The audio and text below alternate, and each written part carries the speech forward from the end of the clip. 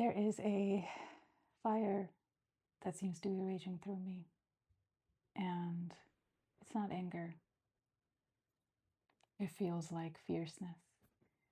It feels like Durga Ma's energy. Feels like divine feminine coursing through my veins. I don't love the modern day divine feminine agenda, but um, yeah, the feminine in her true divine form is fierce as much as she's compassionate. She knows her worth. She knows what she brings to the table. She doesn't follow the trail of breadcrumbs because she can make her own bread. Um, it's taken me a really, really, really long time to become this woman that sits right here, that knows her worth, that knows her worth, and it's not ego and it's not arrogance. She knows who she is, even though maybe the world around her doesn't reflect that fully yet. She's starting to root into who she is. And that starts with knowing that this divinity, this divine goddess that resides in all of us, she doesn't beg. She can declare what she wants because she's not afraid to be vulnerable and she's not afraid. She knows what she wants. And yeah, but she doesn't beg. And I think that's something that really beautifully and profoundly shifted for me just very recently, actually. I've been very much single for, I don't know, 5, 6 years since I got divorced. And sure, there have been romantic and karmic entanglements that have shown up over the years, and my attachment for people, people's attachment for me, and often leading to very sticky, very messy lessons. And I think the most recent one that I consciously chose to step out of was the biggest breakthrough that I had, because there was so much glimmer and glamour, and just it was very seductive and it was very tempting to stay in it. Yet my soul knew who she is and what she's worth. And saying no to that is bringing me closer and closer to the ideal masculine form that might enter, the ideal life that I'm creating for myself. Um, this was a very conscious thought that I had very recently, because as healers, when we are in these spiritual spaces of giving, our hearts are so open. Everyone's in this like tender place, and yeah, you're just co-creating this energy of love, and boundaries get blurred, and you don't know when someone's getting attached to you, and then you have to set those boundaries, and so on and so forth. And a younger version of me has fallen prey and fallen into these traps of wanting and enjoying the attention. And this conscious thought I most recently had was no, nope, no, not for me. And understanding that just because it's some attention, it's not the attention that I want. It's not the attention that the goddess in me is looking for.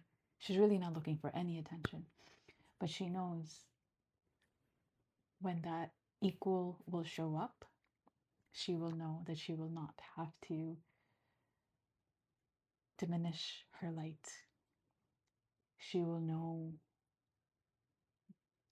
that who she is isn't too much. And I think that was the beauty of this conscious thought that I had. It was almost like I just zipped something up, and I was like, I am not leaking any energy. I am not even validating, those small little snippets of attention that I was getting. And I think I just fell into this like autopilot sort of um, the autopilot. I fell into this autopilot pattern of like, yeah, at least liking something that this, person had sent and whatnot. I was like, no, not anymore. And I think stepping into your divinity, stepping into your full form and your full worth also means strong boundaries and being very careful of who you're allowing into your life and who has access to you. And that goes for everyone, not that I am superior than the person who's not allowed to have access to me. It just means that we are not in alignment. That's it. Um, Someone just recently told me, a friend, and I was kind of working through some attachment styles and attachment things with him, and he was like, "You've got to be like the sun. Not everyone can touch you." And that really, really, really hit home for me. And I think that was kind of like the final piece of the puzzle for me. And of course, this is always a work in progress. We're always going to learn lessons. This is like a lifelong journey. Even if we do meet our partner who is at that caliber that we are truly inviting into our life, I think it's still going to be a lifelong journey. There's no place to arrive at. I have seen couples that feel just like in divine union fall apart. And it could just mean that they've, you know, kind of walked each other as far as they needed to. Um, yeah. So, yeah, I think all that to say, this like really fiery energy that's coursing through me today is nothing but a reminder of my worth and that we don't beg, we declare. And I think there's so much beauty in just declaring.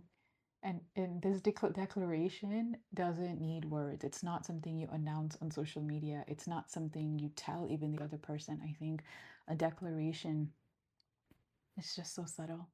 It's it's your presence. You walk into a room and people know to respect you in that way, to treat you in that way, and it's not a performance. Gosh, I'm tired of performing. I think we all are. Yeah, and I am really enjoying sort of sharing in this way on YouTube, away from the Instagram noise. And yeah, this is, it just doesn't feel like I have to perform. I can be exactly who I am and just kind of channel what comes through and share. And yeah, who knows and who cares where it lands and what part of the world it lands in. Yeah. So I think all that to say, this journey over the last like 5-6 years has, if anything, it's taught me knowing your worth means saying no a lot, saying no to everything so fiercely that's not in alignment to you and your path.